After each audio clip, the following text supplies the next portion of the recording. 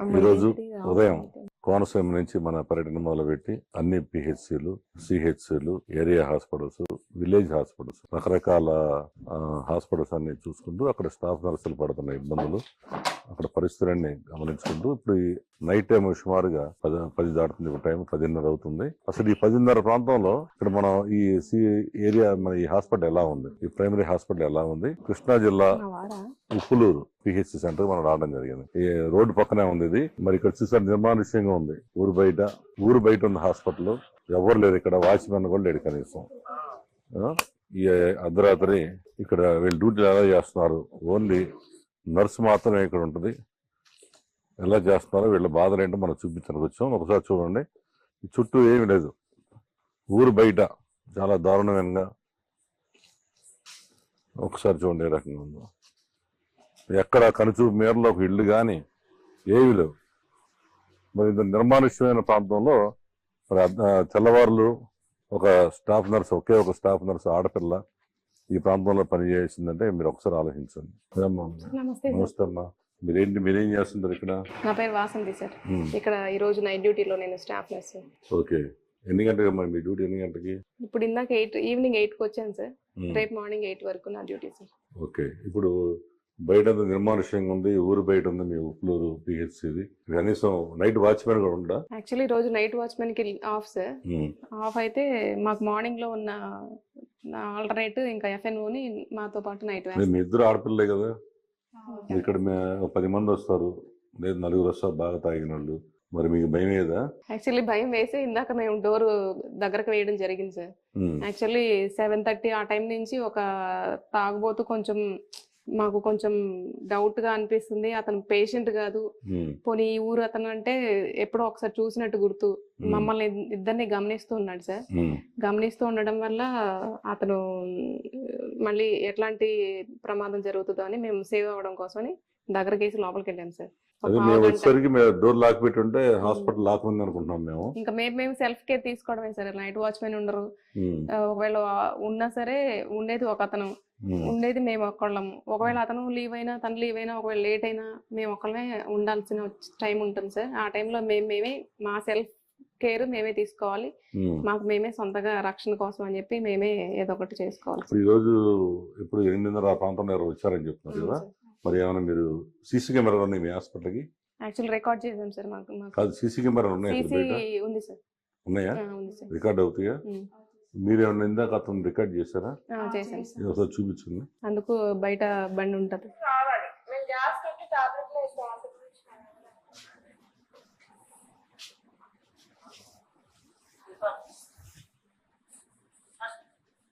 7కి వచ్చి అట్లా చేశాడు సార్. మళ్ళీ మేము పంపించేసాం, కానీ మరి వెళ్లాల్సినోడు మళ్ళీ ఇక్కడెక్కడే తిరుగుతున్నాడు. మేమిద్దరం ఆడపిల్లలు ఉన్నామని చెప్పి గమనిస్తూ ఉన్నాడు. ఇంకా అట్లా జరుగుతుంది. మరి ఇక్కడ చూసారు కదా పరిస్థితి ఏ రకంగా ఉందో. మనం ఈస్ట్ గోదావరి జిల్లా పెరవల్లో కూడా నైట్ మనం వెళ్ళడం జరిగింది. అది హైవే పక్కన ఉంది. మరి మొదటి నుంచి చెబుతుంది అది, ఇక్కడ ఆడపిల్లలు వీళ్ళు స్టాఫ్ నర్స్ పేరుతో కాంట్రాక్ట్ స్టాఫ్ నర్సులు, వీళ్ళకి వచ్చే జీతం తక్కువైనా కానీ వీళ్ళు నైట్ అభద్రతా భావంతో ఇక్కడ డ్యూటీలు చేయాల్సిన పరిస్థితి. ఏ రోజు ఏం జరుగుతుందో ఆందోళనలో, వచ్చిన తర్వాత తిరిగి ఇంటికి సక్రమంగా వెళ్తామో లేదనే పరిస్థితి. మరి ఇక్కడ మనం ఈరోజు అనుకోకుండా జరిగిన సంఘటన, మరి ఒక అతను బాగా తాగేస్తున్నాడు, మరి అతను ఎవరెవడు గుర్తులేని ఇక్కడే వచ్చి వీళ్ళతో గొడవ పెట్టుకుంటున్నారు. మరి దానికి వీళ్ళు భయంతో ఈ గేట్లు తాళాలు వేసుకుని ఉన్నారు ఆడపిల్లలు ఇద్దరు. మరి వాచ్మెన్ ఇవాళ లీవ్ అంట ఆ ప్లేస్లో. నీ పేరేంటమ్మా? షాజిదా. మరి చూసాను ఎఫ్ఐఆర్ అనమాట. ఆమె తోడు తీసుకొచ్చిన ఇక నైట్ డ్యూటీ చేశారు. వీళ్ళిద్దరు ఆడపిల్లలు ఏం చేయగలుగుతారు? ఈ చుట్టూ చూసాం మనం ఏ రకంగా చీకటిగా భయంకరమైన పరిస్థితి. మరి నిర్మానుష్యమైన ప్రాంతంలో ఊరు బయట ఉంది ఈ హాస్పిటల్. మరి వీళ్ళ పరిస్థితి ఏ రకంగా ఉంది? మరి ఇక్కడ డిఎంహెచ్ఓలు వీళ్ళేమో వీళ్ళకి ప్రతి విషయంలో వీళ్ళ డ్యూటీస్ విషయంలో కానీ ఇక్కడ ఎక్స్క్యూజ్ ఇచ్చే పరిస్థితులు, చిన్న చిన్న తప్పులకు కూడా మెమోలు ఇవ్వటం, కనీసం వీళ్ళు మీటింగ్ పెట్టినా కానీ ఇది పెట్టుకోకూడదంటూ, వెళ్ళకూడదంటూ ఆజ్ఞలు జారీ చేయటం. అంటే వీళ్ళు బాధలు చెప్పుకోవడానికి కూడా ఎక్కడ పరిస్థితి ఉండకూడదని వాళ్ళ ఉద్దేశం. మరి ఇదే హాస్పిటల్లో నైట్ ఒక డాక్టర్ అయ్యింది, లేడీ డాక్టర్ ఉన్న రోజు డ్యూటీ ఏ రకంగా చేస్తారు చూద్దాం. లేదు మీరైనా సరే డిఎంహెచ్ ఒకసారి ఒక్కళ్ళు వచ్చి మేము నిద్ర చేయని ఇక్కడ పరిస్థితి అర్థమైంది. మేము అందుకే ఈ అర్ధరాత్రి అయినా సరే వచ్చి వీళ్ళ బాధలేంటి చూపిద్దామని మా టీం అంతా రావడం జరిగింది. రాష్ట్రంలో ప్రతి చోట కూడా ఇదే పరిస్థితి ఉంది పిహెచ్సిలో ముఖ్యంగా. సో ఏరియా హాస్పిటల్ అంటే ఎక్కువ స్టాఫ్ ఉంటారు, నైట్ కూడా డాక్టర్స్ ఉంటున్నారు, వాచ్మెన్లు ఉంటున్నారు. ఈ పిహెచ్సి పరిస్థితి మరీ దారుణంగా ఉందన్నమాట. ఇంకైనా మీ బాధలు ఏంటి చెప్పండి, ఇక్కడ మీ పరిస్థితి ఏంటి? అసలు ముందుగా మా సమస్యలు మీ దాకా ప్రభుత్వానికి కానీ ప్రజలకు కానీ ఇక్కడ దాకా వచ్చి ముందు మీరు మా బాధ ఏంటి కనుక్కోవడానికన్నా వచ్చారు సార్. అందుకు చాలా చాలా కృతజ్ఞతలు మీకు. ఎందుకంటే ప్రతిరోజు మాతో పాటు డ్యూటీ చేస్తూ ఉండి కూడా మా బాధ ఇది లేదు మేడం, నాకు ఈ రోజు లీవ్ కావాలన్నా సరే అడ్జస్ట్మెంట్ లేదండి, మీ తిప్పలు మీరు పడండి అని చెప్పేసి ప్రతిరోజు మేము అది ఫేస్ చేస్తూనే ఉన్నాం సార్.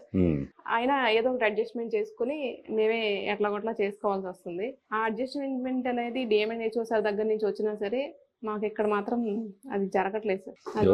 డ్యూటీ డాక్టర్స్ ఎంతమంది ఉంటారు ఇక్కడ? డాక్టర్స్ 2 ఉంటారు సార్. నైట్ మీ డాక్టర్ గారు ఈ ఊర్లో ఉంటున్నారా లేదా? దగ్గరలో ఒక డాక్టర్ గారు ఉన్నారు సార్, ఇంకో మేడం కొంచెం ఒక 7 kilometers డిస్టెన్స్. అంటే విజయవాడ నుంచి? తాడిగడప. అంటే విజయవాడ. మీ దగ్గరలో అంటే ఇదే ఉప్పులూరులో ఉన్నారు doctor? Kankipadu sir. Kankipadu. Emergency అయితే ఎంతసేపులో వస్తారు వాళ్ళు? నైట్ ఎమర్జెన్సీ ఉన్నా ½ hour పడుతుంది సార్. ½ hour. ఓకే, మీరు ట్రీట్మెంట్ చేస్తారు ఈ లోపు? ఫస్ట్ ఎయిడ్ ఈ చేస్తారు. లోపు నేను చేస్తాను. మీకు 12 hours డ్యూటీ ఉంది ఇక్కడ? అడ్జస్ట్మెంట్ లేకపోతే 12 hours చేయాల్సి వస్తుంది సార్. కానీ ప్రస్తుతానికి మా మెడికల్ ఆఫీసర్ అడ్జస్ట్మెంట్ చేస్తున్నారు సార్.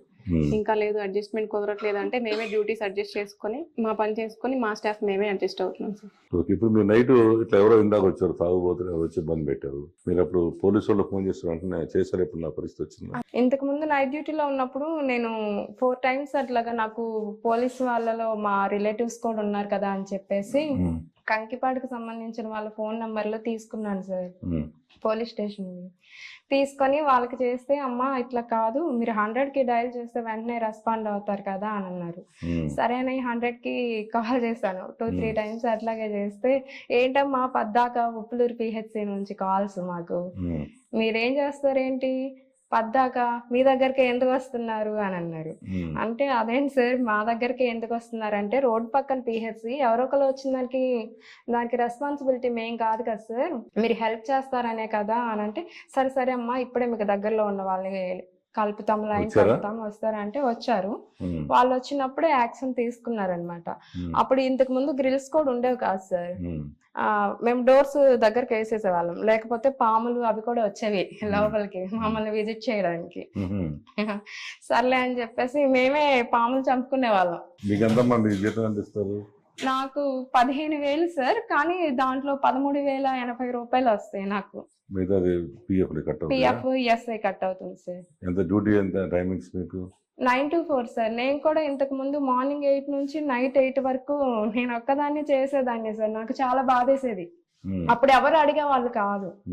ఈ అమ్మాయి ఒకటి ఎఫ్ఎన్ ఒకటి 12 hours చేస్తుంది అని అప్పుడు ఎవరు అడగలేదు. కానీ తర్వాత కొంచెం అడ్జస్ట్మెంట్ చేస్తారేమో అనుకున్నాను.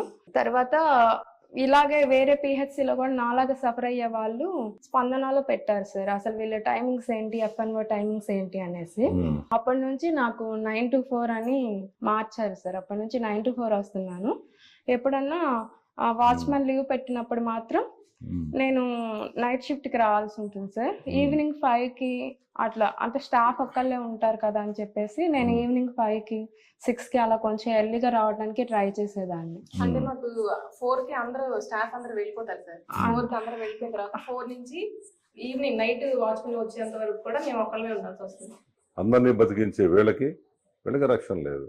అనుకోకుండా అన్ఫార్చునేట్లీ వాడు వచ్చినప్పుడు మేము రావడానికి అరగంట ముందే బాగా మరి తాగుబోతూ గంజాయి తాగినోడు వచ్చి వీళ్ళ మీద అటాక్ చేయడానికి వస్తే వీళ్ళు భయపడి పిహెచ్సికి గేట్లు పెట్టుకొని డోర్ల దగ్గర పెట్టుకొని బిక్కుమంటూ కూర్చున్నారు. మరి ఈ పరిస్థితిని అందరూ గమనిస్తారని మేము వాళ్ళ ఈ విజిట్ చేయడం మంచిగానే భావిస్తాం. ఎందుకంటే అందరూ ప్రజలందరూ తెలుసుకోండి వీళ్ళు ఏ రకంగా డ్యూటీలు చేస్తున్నారు, అధికారులు కూడా తెలుసుకోండి, నాయకులు కూడా తెలుసుకోండి. సో కాబట్టి వీళ్ళ ప్రాబ్లమ్స్ ని మీరు వెంటనే ఎమర్జెన్సీ కింద ఈ ప్రాబ్లమ్స్ ని సాల్వ్ చేస్తున్న కోరుతాం. ఇది ఈరోజు కృష్ణా జిల్లా ఉప్పులూరు పిహెచ్సి నుంచి మన నంబర్ 1 న్యూస్ బృందం నైట్ 11 గంటలకి మీ ఇక్కడ నుండి వీళ్ళ సమాచారాన్ని మీకు ఇస్తున్నాం. Thank you. చూశారు కదండి, అది కృష్ణా జిల్లాలో ఉప్పులూరు